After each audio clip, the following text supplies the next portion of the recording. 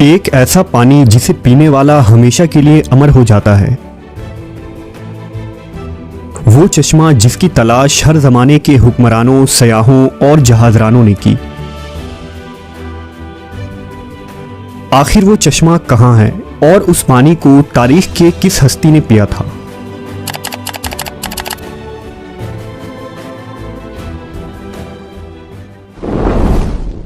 قدیم زمانے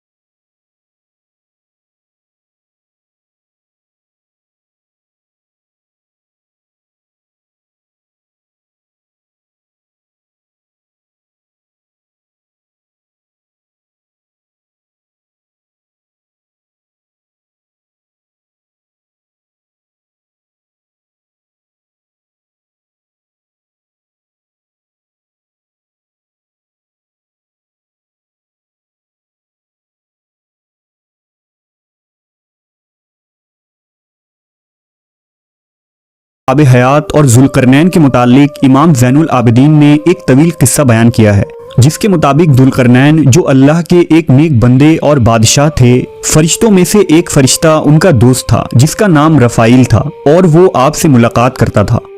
ایک دفعہ حضرت ذوالقرنین نے رفائیل سے کہا کہ آپ آسمان میں اپنی عبادت کی کیفیت کو بتائیے۔ اس پر رفائیل رو پڑے اور کہا کہ آسمان میں ایسے فرشتے ہیں جو ہمیشہ حالت قیام میں رہتے ہیں، کبھی بیٹھتے نہیں، اور کچھ حالت سجدہ میں رہتے ہیں جو کبھی سر نہیں اٹھاتے، اور کہتے ہیں کہ اے پروردگار، ہم نے تیری عبادت کا حق ادا نہیں کیا۔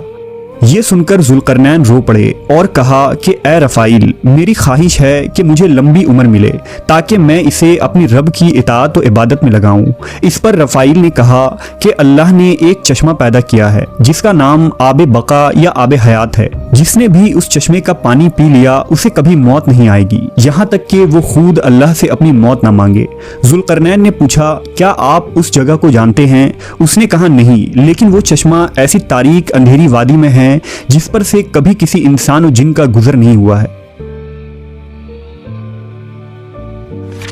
چنانچہ ذوالقرنین نے تمام صالحین اور علماء کو اپنے دربار میں جمع کیا اور ان سے آب حیات کے متعلق دریافت کیا۔ تمام لوگوں نے کہا کہ ہمیں ایسے کسی چشمے کے بارے میں علم نہیں ہے، البتہ ایک عالم نے ذوالقرنین سے کہا کہ میں نے آدم کی وصیت میں ان وادیوں کے بارے میں پڑھا ہے اور یہ بھی سنا ہے کہ سام بن نوح کی اولادوں میں سے ایک شخص پیدا ہوگا جو اس چشمے کا پانی پیے گا، اور وہ چشمہ اسی مقام پر ہے جہاں سورج غروب ہوتا ہے۔ لہٰذا حضرت ذوالقرنین نے سامان سفر درست کیا اور چشمے کی تلاش میں نکل پڑے۔ حضرت ذوالقرنین نے اس سفر میں اپنے وزیر کو بھی ساتھ لے لیا تھا جن کا نام حضرت خضر علیہ السلام تھا، اور آپ ذوالقرنین کے خالہ زاد بھائی تھے۔ ذوالقرنین اپنی لشکر کے ساتھ مسلسل 12 برسوں تک یوں ہی مغرب کی طرف سفر کرتے رہے، اور ایک طویل سفر طے کرنے کے بعد آخر کار یہ لوگ اس وادی کے کنارے پہنچ گئے۔ ذوالقرنین نے اپنے لشکر سے 6000 قابل ترین سپاہیوں کو لے کر اس اندھیرے وادی میں داخل ہوئے، جن میں خضر علیہ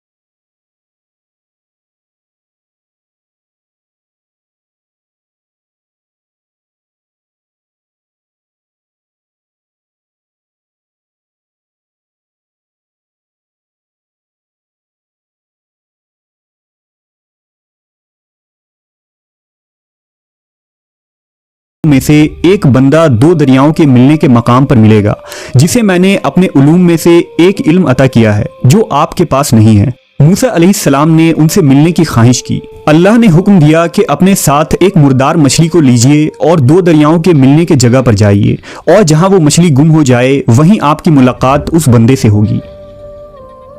لہٰذا موسیٰ علیہ السلام نے اپنے ایک خادم کو ساتھ لیا اور نمک لگے ہوئے ایک مچھلی کو زنبیل میں رکھ کر سفر پر نکل پڑے۔ جب وہ چٹانی علاقوں میں پہنچے تو اس زنبیل کو ایک چٹان کے اوپر رکھا تو اچانک وہ مچھلی زندہ ہو گئی اور جھرنے کے ایک راستے کے ذریعہ ندی میں چلی گئی۔ جس مقام پر وہ مچھلی گم ہوئی اسی مقام پر موسیٰ علیہ السلام کی ملاقات اس بندے سے ہوئی جن کا نام خضر علیہ السلام تھا۔ اب سوال یہ ہے کہ وہ مچھلی جو مردہ تھی وہ زندہ ہو کر اس دریا میں کیسے چلی گئی؟ لہٰذا امام ابن کثیر اور طبری جیسے جلیل القدر مفسرین کا قول ہے کہ جس چٹان پر موسیٰ علیہ السلام نے اس مچھلی کو رکھا تھا اس کے نیچے آب حیات کا چشمہ تھا، اور اسی پانی کے چھینٹوں کے پڑنے کی وجہ سے مچھلی زندہ ہو گئی تھی۔